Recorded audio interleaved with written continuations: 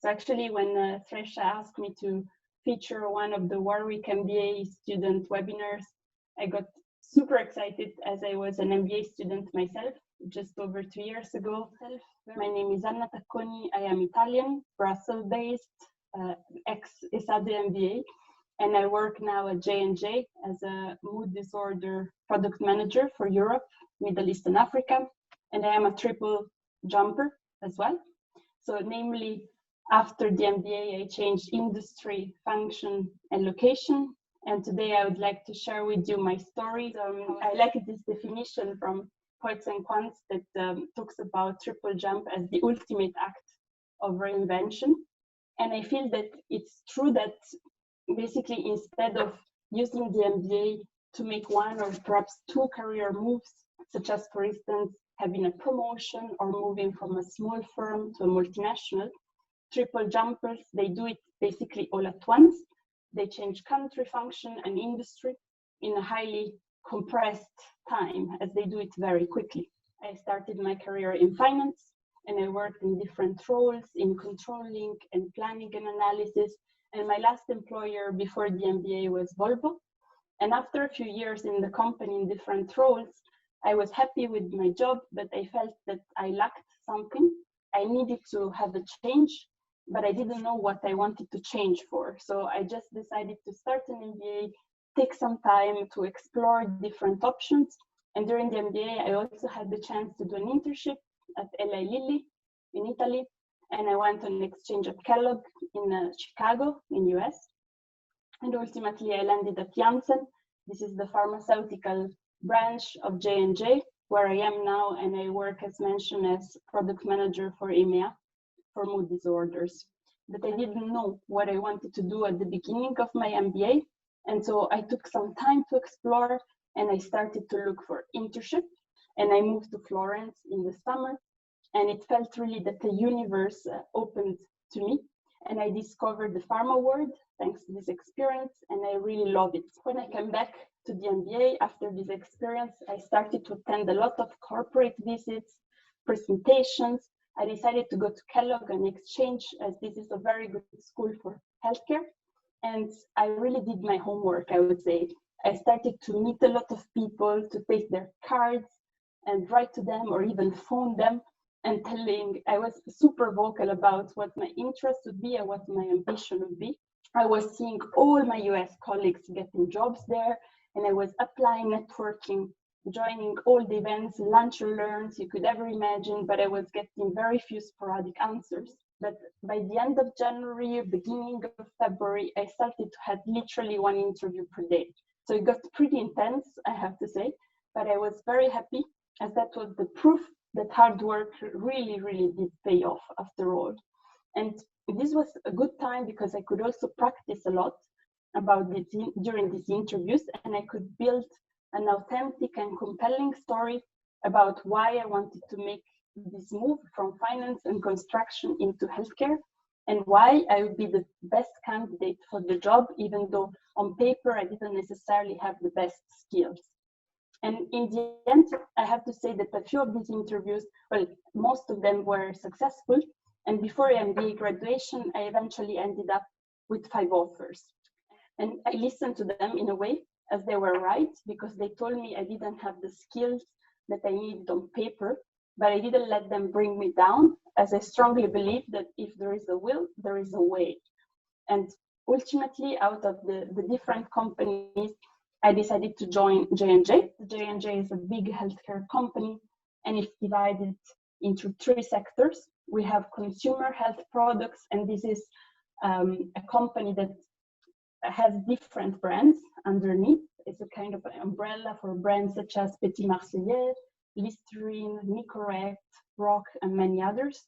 Then we have medical devices, and here they do for instance, joints for the hips, for the shoulders, for knees, but also equipment to make surgeries, to put stitches in the body, and so on. And then we have pharma, and this branch is actually the biggest in terms of sales. And this is the branch that provides diseases for medication for heart diseases such as cancer, autoimmune diseases, HIV, vaccines, and so on. The IRDP is the International Recruitment and Development Program. You can see it in the slide, and it's basically a global program for MBA graduates or MBA candidates, and it's offered in all these three sectors that I just talked to you about. And the idea of the program, very quickly, is to provide high potential MBAs with opportunities in many different functions, for instance, marketing, sales, project management, and so on. And it's an accelerated track for career development. So some regions provide also rotations between different roles, like that's the case in North America, for instance. And in other regions, instead, you have the same role for 2 years. And that's the case in Europe, and that's the case that I had also. For full-time positions, the timelines of hiring are from September to January.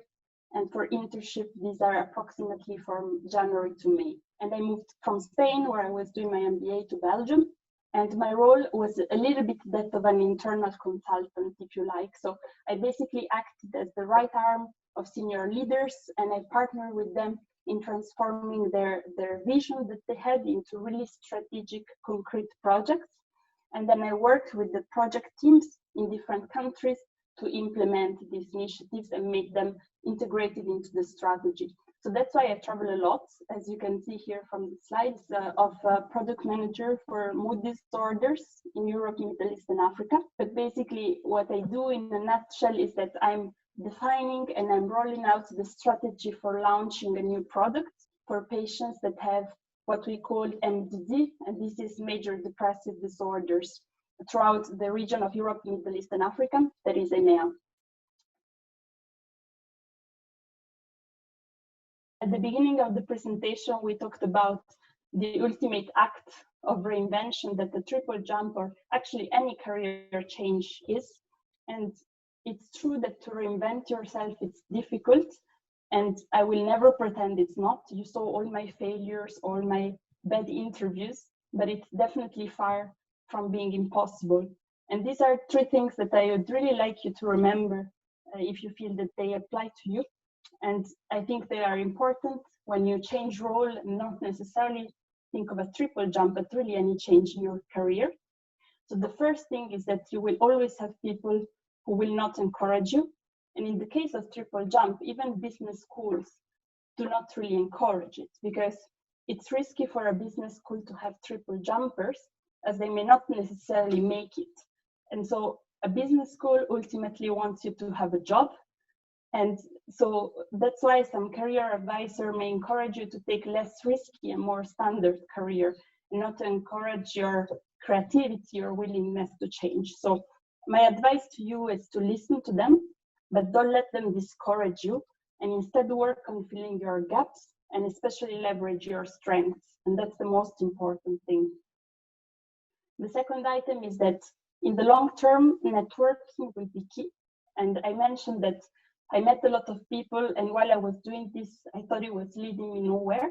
However, later I realized that not only I was getting a lot of first-hand insights about the industry that I wanted to enter, but also I realized that if I mentioned during an interview that I already talked to some people from the company, this showed a lot of commitment and also a lot of credibility during an interview. So it's really, really important.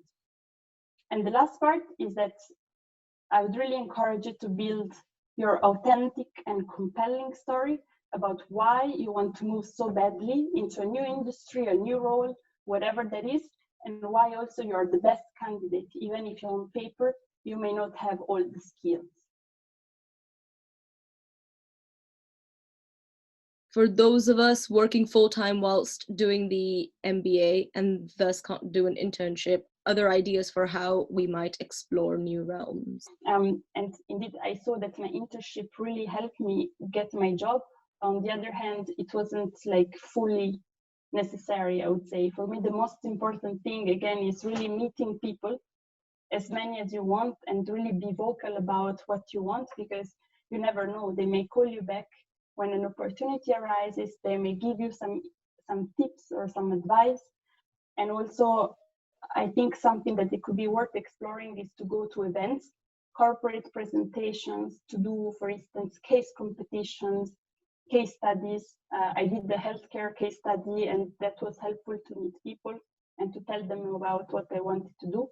And to really take as many opportunities as you can to explore different things, even being on a club, for instance, or anything at all. I think everything will count. When you said, you said that one of the things that helped you was being really vocal about it. And I'm just wondering where's the boundary between being really vocal and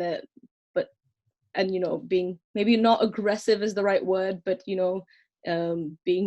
were you really direct in saying that, oh, I want a job, or did you kind of play it a different way? Yeah, it's a good question. I was vocal about my interest for healthcare and for the company that I was talking about with someone, but not necessarily, I wasn't necessarily asking the person for a job. So I think that's a little bit the balance. And also something that I think it's very important is to, yes, chase people and ask them and be after them in a way, but always in a polite way and in a respectful way for their time. Because even now I get some messages from some MBAs, for instance, and when I don't see a thank you or would you mind having, it still pulls me a bit off. So I think it's important to be vocal and to clearly state what your ambition is, but still remaining polite and nice to people. And if they tell you, no, I don't have time, never happened, to be honest, but just be considerate of that. How much were you able to network during your MBA aside from group work, and how much do you think it helped landing to your current position? Yep, that's a good question, because indeed we know very well that MBA times are intense and busy, and you always have this FOMO and fear of missing something that it's important. But what I was trying to do as much as possible is to go to healthcare related events and lunch and learns, maybe not necessarily healthcare. If there was something that would still interest me, I would still go. And I was lucky, for instance, at Kellogg, we had lunch and learns basically every day. So I attended a lot of presentations there. And after the presentation, I always went and talk to the speaker and say, hello, I'm looking for opportunities outside of the US. What would be your recommendation? Or do you have someone in your company that I could talk to? And that worked very well.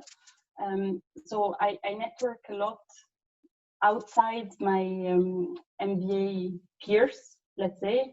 I was friend with them, of course, but I network more with the corporate world outside. And I also asked, for instance, the career to give me the contacts of some ESADE alumni who work in healthcare now. And I sent them a message as well. I think it sounds very good if in a cover letter or in an interview you mention that you talk to X, and especially in a company like J&J. I learned after that it's very, very relationship based. So it's very important to show that you get to know people and that you're really interested in the company and in the role. It really shows commitment. I don't think that anyone I met offered me a job directly. However, I know that by mentioning XYZ, I increased my chances a lot.